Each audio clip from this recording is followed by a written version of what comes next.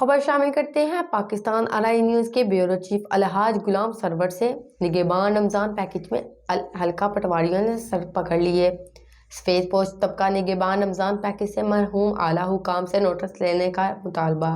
वज़ीर आला पंजाब मरीम नवाज शरीफ की जानिब से जारी निगहबान रमज़ान प्रोग्राम में सफ़ेद पोश तबका महरूम होकर रह गया। हल्का पटवारियों ने सर पकड़ लिए। कोई पुरसाने हाल नहीं। निगहबान रमज़ान पैकेज तकसीम करने वाले पटवारियों और शहरियों के दरमियान आए रोज़ तलख कलामी में मामूल बनती जा रही है।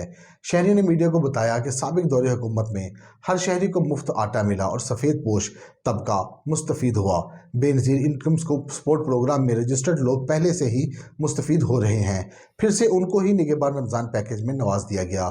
हम जैसे सफ़ेद पोश तबका लोगों के सर्वे नहीं हो रहे और हमें इस निगहबान रमज़ान पैकेज से महरूम रखकर ज़्यादती की जा रही है।